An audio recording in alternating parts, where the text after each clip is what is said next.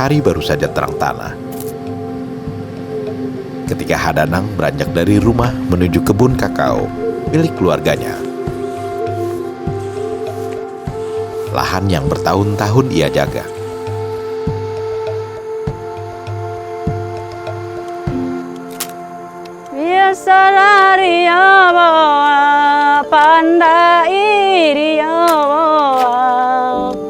Torina sore iralle di sambalina boa.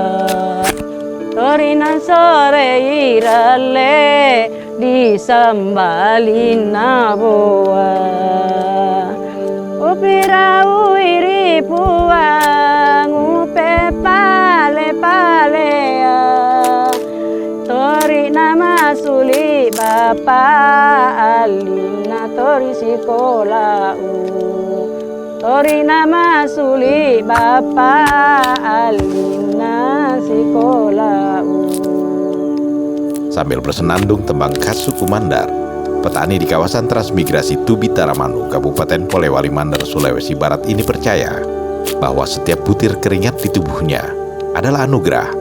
Setiap ranum kakao yang ia petik adalah berkah Sang Pemurah yang dilimpahkan untuk nafas keluarganya.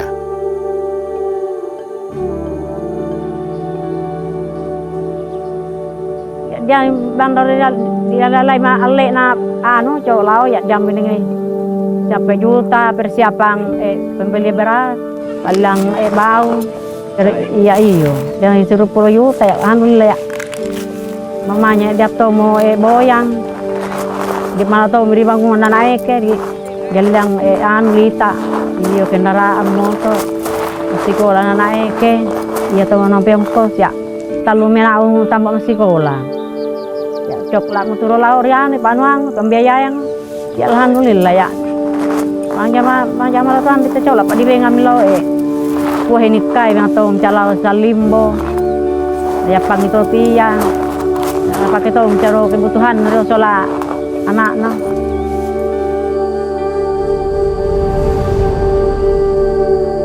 Kawasan transmigrasi Tubi Taramanu ini ibarat permata terbendam di lanskap agrobisnis Indonesia dengan deretan pohon kakao sebagai penopang ekonomi rakyat.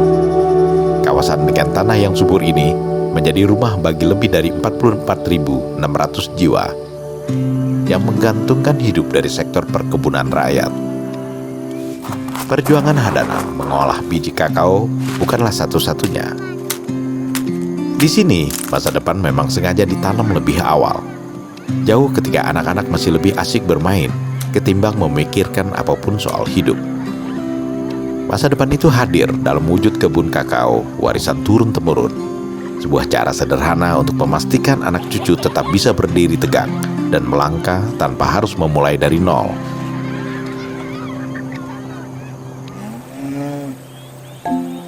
Jadi di desa ini kakao memang sangat banyak, petaninya 90% kerja di kakao. Banyak juga walaupun di ASN tetap memiliki kebun kakao, ya, karena luasan di Polewali ini masih luas. Walaupun sebenarnya semua penduduk asli di sini ya punya kebun kakao, tapi ada yang 95% itu semua kerja langsung. Yang lain punya tetapi dikerjakan oleh tetangganya, keluarganya, atau digarapkan ke orang lain. Siapapun yang menggarap kakao yang mulai ditanam di area ini sejak dekade 90-an berkembang pesat sebagai komoditas unggulan. Kini kebun kakao sudah menjadi bagian dari denyut perekonomian warga desa. Bahkan menjadi salah satu pembuluh nadi perekonomian Sulawesi Barat. Jadi kalau sekarang ini kita ingin kembangkan di wilayah selatan Sulawesi Barat, yaitu Kabupaten Majene dengan Kabupaten Polewali Mandar, memang sesuai dengan RT RW kita, potensi itu ada di, pertama adalah memang kakao. Kakao ini adalah komoditas andalan kita di Sulbar. Secara kultur, juga masyarakatnya sudah sangat familiar dengan kakao itu. Dengan demikian, kalau transmigrasi ingin mengembangkan ini, saya kira ini adalah satu potensi yang memang bergerak dari nilai-nilai yang ada di masyarakat Sulawesi Barat sendiri. dan saya meyakini bahwa pola ini akan sukses. Target keberhasilan petani kakao di Polewali Mandar mulai mendapat bentuk ketika Bupati Samsul Mahmud memutuskan satu hal yang tak banyak dilakukan daerah penghasil komoditas pertanian, yakni mendorong kakao rakyat keluar dari lingkaran pasar lokal dan memaksanya masuk ke arena industri.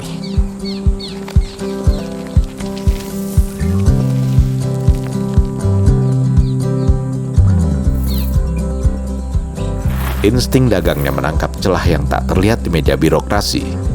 Samsul menata standar, menyiapkan akses, lalu menghubungkan hasil kebun rakyat dengan permintaan pemain global.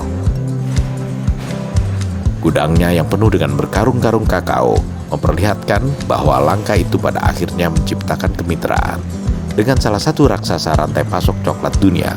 Maka terbuka jalur harga yang lebih adil ketika pasar menghargai kerja keras para petani kakao.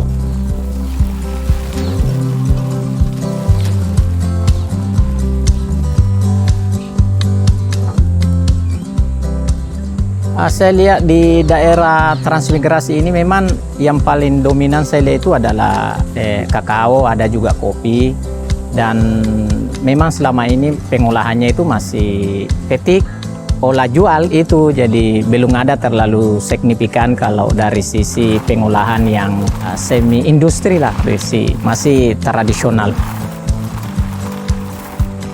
Sekarang ini juga kita lagi kembangkan ini, terutama memasifkan penanaman kakao yang ada di daerah kawasan transmigrasi, terutama bibit. Sekarang ini sangat masif kita berikan kepada para petani kita, baik yang ada di daerah kawasan transmigrasi maupun di luar kawasan transmigrasi. Dan memang selama ini kita juga lagi banyak turun ke lapangan ini PPL yang memang memberikan edukasi bagaimana cara meningkatkan hasil produksi pertanian, terus bagaimana petani kita ini bisa bekerja lebih efisien, lebih efektif untuk meningkatkan hasil produksi pertanian dan peternakan mereka yang ada di kawasan, baik yang ada di kawasan transmigrasi maupun yang ada di luar kawasan transmigrasi. Peluang meningkatkan nilai jual hasil produksi kakao di Polewali Mandar memang terbuka lebar.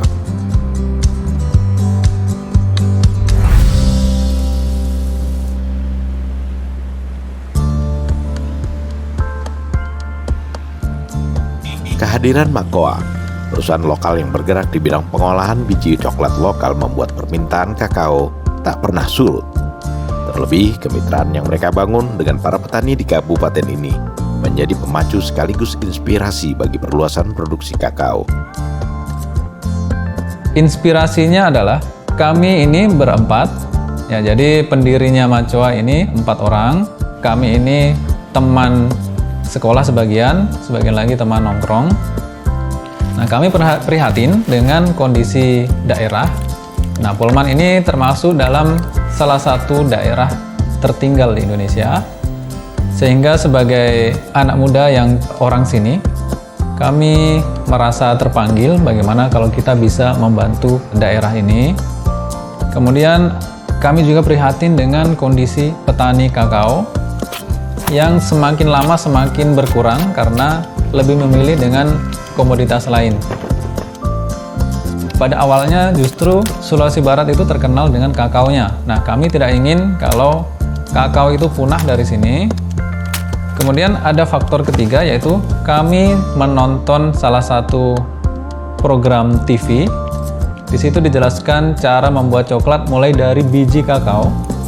Itu sangat mudah, bahkan bisa menggunakan alat-alat dapur. Nah, jadi saya mengajak teman-teman bagaimana kalau kita mengolah biji kakao menjadi coklat. Nah, nanti kita beli bahan itu dari petani, kita kasih tinggi harganya. Nah, teman-teman sepakat. Alasannya karena kami peduli dengan kesejahteraan petani. Kemudian kedua yang saya sebut tadi, kami peduli dengan keberadaan kakao di daerah kami.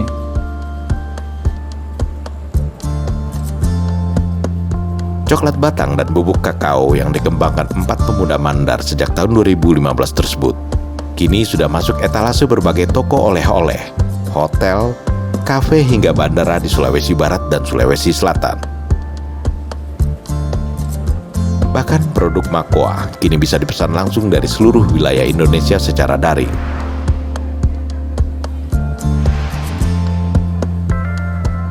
Makoa juga pernah hampir mengisi permintaan kakao dari Cekoslovakia.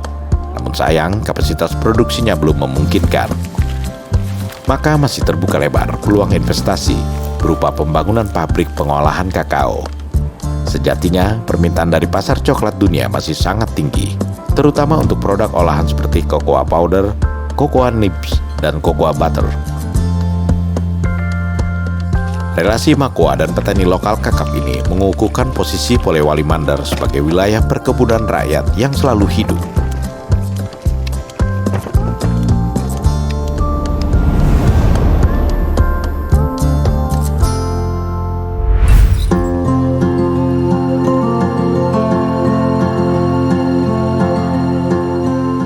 Data kabupaten di tahun 2024 mencatat, luas areal perkebunan kakao di kabupaten ini hampir 50.000 hektar. Dengan rata-rata hasil panen berada di kisaran 700 kg per hektar.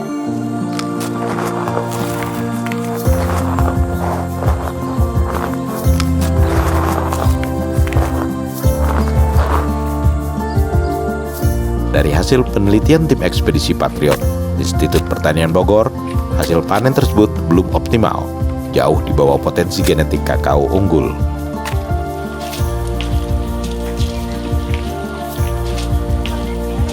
Kalau kami sendiri itu melihat, menganalisa bagaimana agar komoditas unggulan tersebut bisa berkembang, Pak.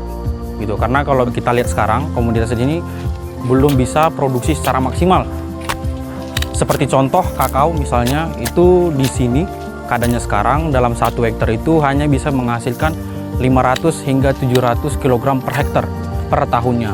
Sedangkan jika batas minimalnya itu bisa di atas 1.100 kg, Pak, atau bisa sampai 1.200 kg per hektarnya. Itu merupakan sebuah hal yang bisa dikembangkan, dan itu yang kami lihat sebagai tim peneliti dari kampus IPB University, Bapak.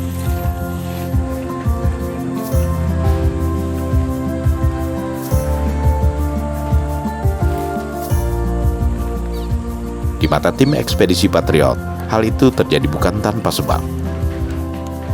Penyebabnya itu dari teknik mereka bertani, Bapak.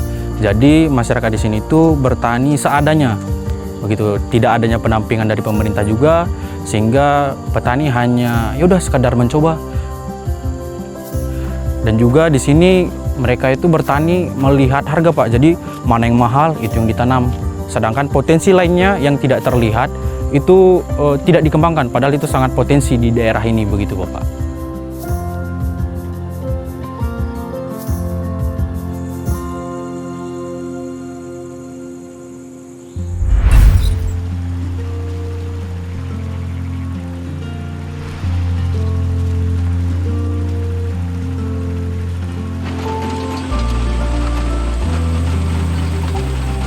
Tim ekspedisi Patriot benar. Selain kakao yang selama ini menjadi komoditas utama Polewali Mandar, sektor peternakan, khususnya sapi potong, memang menyimpan potensi yang tidak kalah strategis.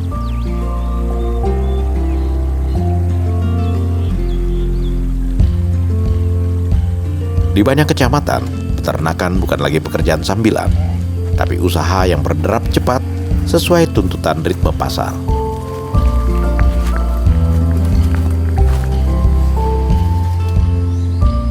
Salah satu pelakunya adalah Haji Hardin, peternak yang sudah bertahun-tahun mengelola usaha sapi.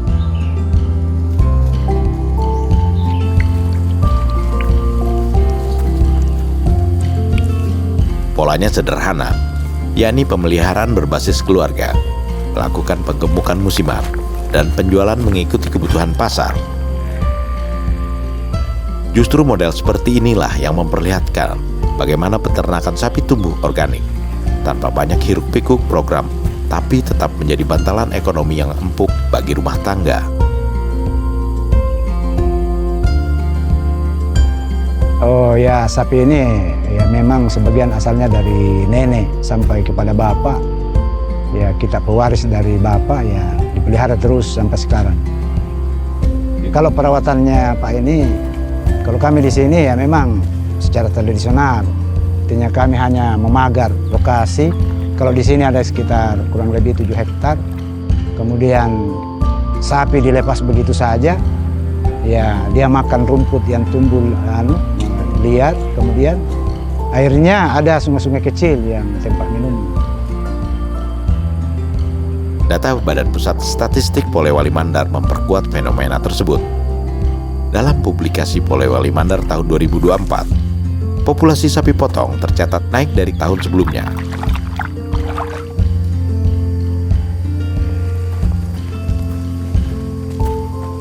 Cukup potensial Pak, karena rata-rata penduduk di sini hampir 80%, bahkan 90% itu pelihara sapi. Jadi pembeli langsung ke sini, kita sepakat harga, ya diambil sapi dibayar.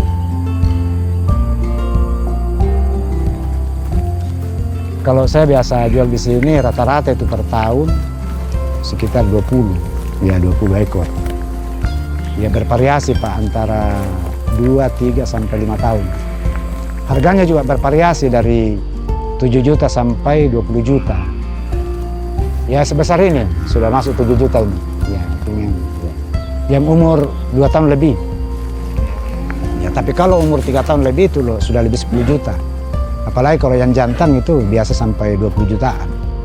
Kalau umurnya sudah sampai 4 tahun.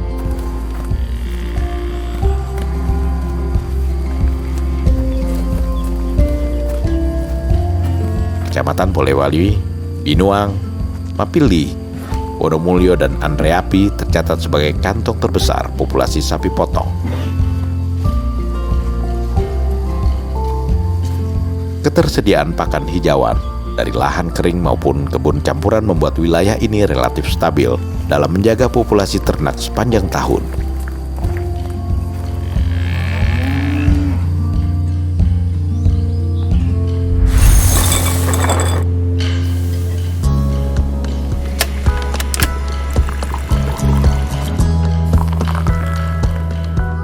Selain kakao dan sapi, Polewali Mandar juga menyimpan potensi kopi yang selama ini telah lama menjadi sorotan. Dari lereng-lereng Kecamatan Tubitaramanu, Punding, petani sekaligus pengepul, telah menggiring kopi lokal menempuh perjalanan lebih serius. Ia memproduksi kopi dengan nama desanya, Ihing, memadukan panen kebun sendiri dengan hasil petani sekitar yang ia kumpulkan.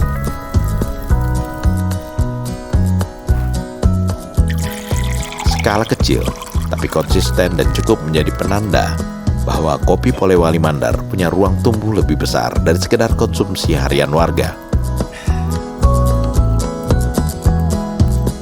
Kopi kita bisa tentukan harga, kita sendiri yang bisa tentukan harga.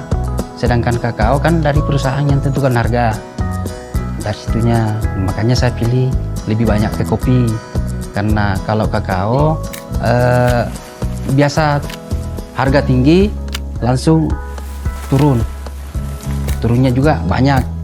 Kalau harganya kopi paling kalau misalnya harga dari harga 60-an turunnya itu paling 2000-an, 1000-an, baru naik lagi. Kalau kopi cenderung stabil. Dan kopi di kalangan masyarakat kan semuanya hampir bisa dikata peminum kopi. Jadi tidak susah-susah kita menjualnya. Saya juga pengumpul kopi. Kan biasa ada keluarga bilang jualnya ke sini. Kalau kita di sini kan pilih-pilih kualitas. Saya kok pilih kualitas. Tidak sembarang mau ambil kopi, cenderung stabil. Saya khususkan untuk petik kopi merah, kan kita roasting, kita bubuk, jadi tidak sembarang kita mau beli.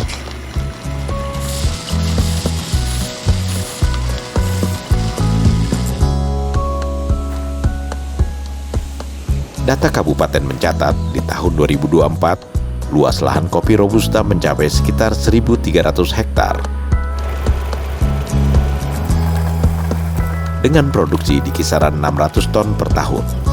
Angkanya memang belum menyamai komoditas besar lainnya, tetapi menunjukkan basis produksi yang nyata.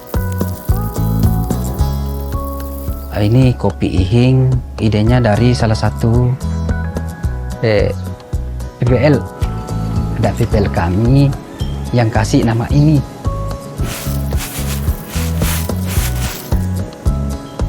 Terbatas pemasaran karena saya ini baru mengurus perizinan. Sekarang alhamdulillah sudah izin halalnya sudah ada. Saya sudah mendaftar ke rumah kemasan, sudah oke juga. Jadi insya Allah masuk panen saya mungkin banyak produksi lagi. Harga ini kan tidak pernah ancol harga kopi, paling turunnya 1.000, 2.000. Tidak sama dengan komoditi lain. Dari harga tinggi langsung drop ke bawah. Tapi kalau kopi dia bertahan. Apalagi kita sudah bisa bikin produk sendiri, harga makin bisa kita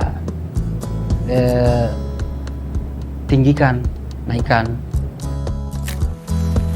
Jika rantai pasoknya ditata, mulai dari peremajaan tanaman sampai peningkatan mutu pasca panen, maka contoh seperti Ihing tak tertutup kemungkinan dapat berkembang menjadi identitas kopi Polewali Mandar di pasar regional. Kendalanya untuk membesarkan komoditas yang ada di pulau, biasanya dari modalnya. Kami di sini rata-rata terikat sama tengkulak. Jadi masalah pengembangannya tengkulak yang tentukan. Ya justru lebih bagus kalau ada pemodal yang mau masuk, karena kita tidak ragu lagi mau untuk menanam kopi, mau nambah lahan lagi, kan sudah tertentu pembelinya. Adalah fakta bahwa Polewali Mandar menampilkan 3 potensi yang saling menguatkan. Kakao yang menjadi tumpuan ekonomi rakyat, peternakan sapi yang kian terbuka bagi investasi, dan kopi yang naik kelas lewat produksi seperti di desa Ihing.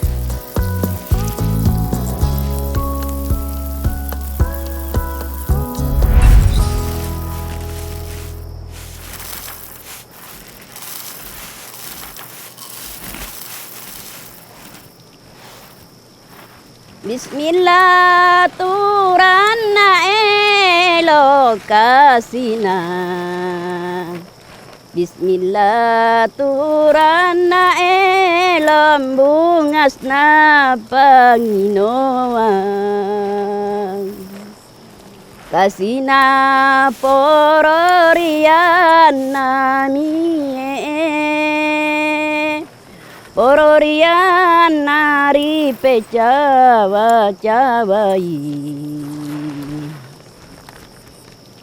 Semua bertumbuh pada kerja harian perkebunan rakyat.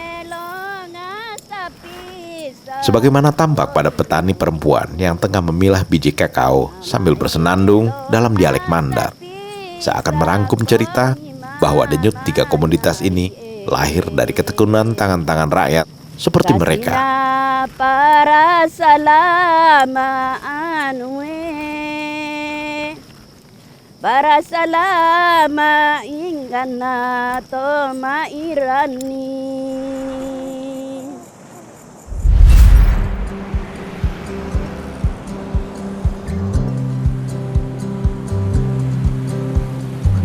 Investasi skala besar, khususnya dalam hilirisasi, akan berfungsi strategi sebagai pengungkit utama untuk mendongkrak percepatan ekonomi di kawasan transmigrasi Tubi Taramanu. Membangun fasilitas pengolahan terpadu produk-produk perkebunan akan memberi nilai tambah berlipat ganda dan menciptakan stabilitas harga jual. Dengan produk bernilai tinggi juga akan membuka akses ke pasar internasional yang didukung oleh kebijakan pemerintah setempat.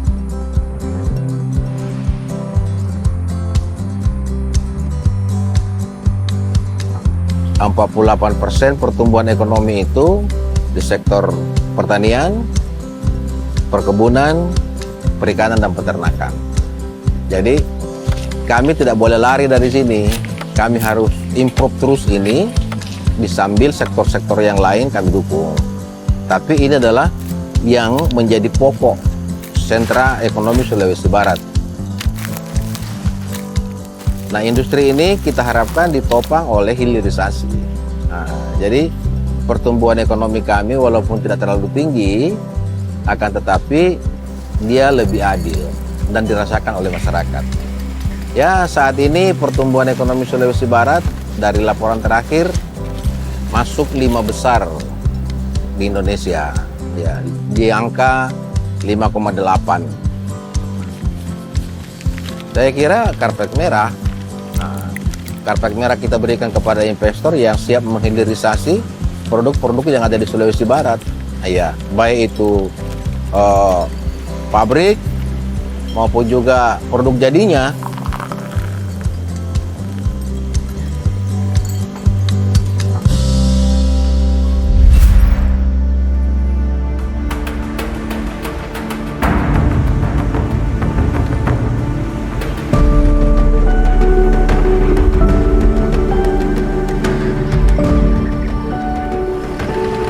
Kawasan transmigrasi Tubi Taramanu siap bertransformasi dari lumbung bahan mentah menjadi pusat agroindustri terpadu.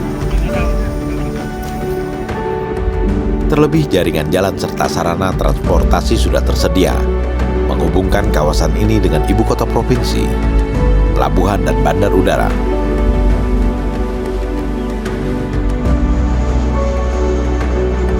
Konektivitas digital juga sangat memadai, sehingga komunikasi berjalan lancar dari sudut-sudut perkebunan.